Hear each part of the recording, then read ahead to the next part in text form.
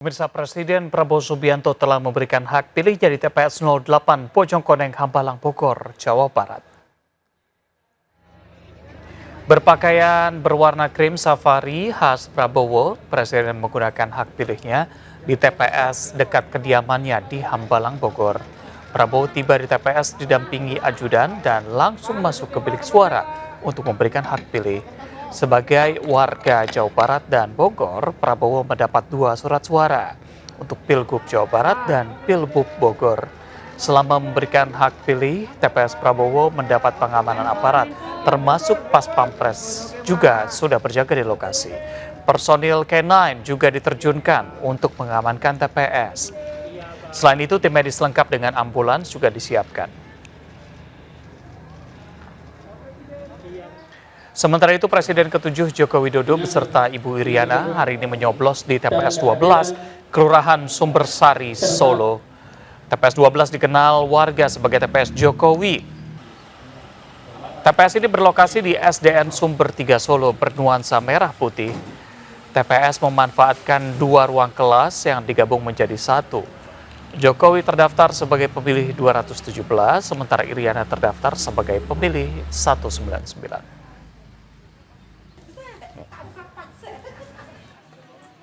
Berikutnya, Hendrar Prihadi alias Mas Hendi, cawagup pasangan Andika Perkasa, menyalurkan hak pilihnya di TPS 03 Lempong Sari, Gajah Mungkur, Kota Semarang. Hendi datang ke TPS bersama istri dan 3 anaknya. TPS tempat Hendi mencoblos terbilang unik karena panitianya mengenakan pakaian adat Jawa.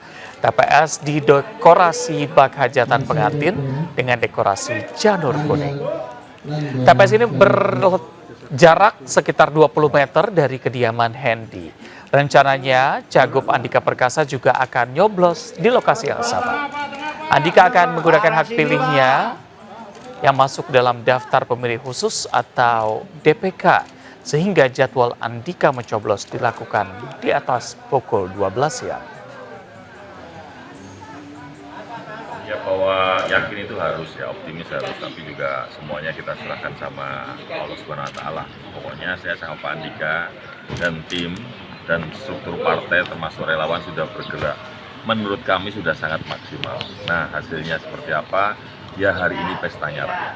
Rakyat yang nanti akan menentukan di bilik TPS, dan kami selalu berdoa.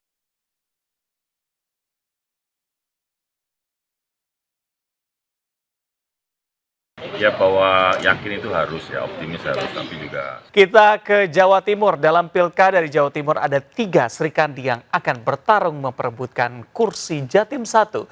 3 tokoh perempuan ini ada Kofifa Indar Parawansa, Tri Risma Harini, dan Luluh Nur Hamidah memperebutkan suara warga Nahdliyin yang signifikan dan menjadi faktor utama penentu kemenangan.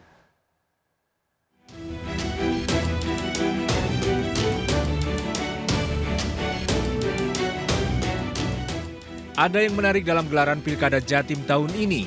3 calon gubernur yang bertarung dalam Pilkada adalah sosok perempuan. Ketiganya adalah Kofifa Indar Parawansa, Tri Risma Harini, dan Luluh Nur Hamidah. Kofifa didukung 14 parpol koalisi, diantaranya Gerindra, Golkar, dan PKS. Tri Risma Harini diusung PDI Perjuangan dan Hanura, serta Luluh Nur Hamidah oleh Partai Kebangkitan Bangsa.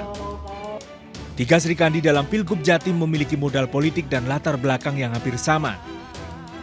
Calon petahana Kofifa Indar Parawansa menggandeng Emil Elistianto Dardak. Sebelum terpilih sebagai Gubernur Jatim periode 2019-2024, Kofifa pernah menjabat Menteri Sosial, Wakil Ketua DPR dan anggota DPR RI, serta Menteri Negara Pemberdayaan Perempuan Indonesia tahun 1999-2001. Sementara Emil Dardak sebelum menjabat Wakil Gubernur periode 2019-2024 pernah menjadi Bupati Trenggalek dan Ketua DPD Partai Demokrat Jawa Timur. Pasangan berikutnya Tri Risma Harini dan Zahrul Asar Asumta alias Gus Hans.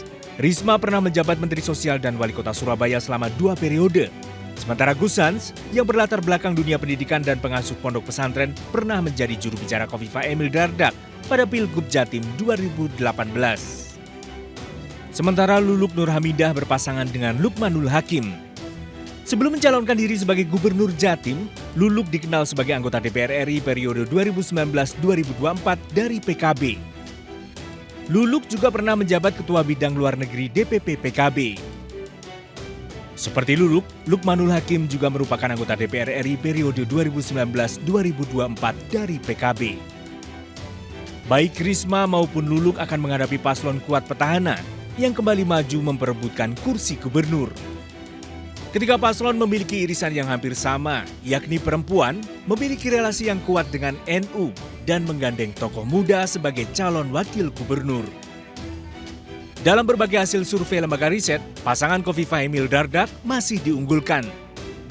Namun demikian, jaringan luas dan gerak mesin partai yang solid yang dimiliki PDI Perjuangan dan PKB diprediksi akan mampu menggerus suara Khofifah Emil Dardak di sejumlah daerah yang menjadi basis masa calon petahana. Tim Liputan melaporkan.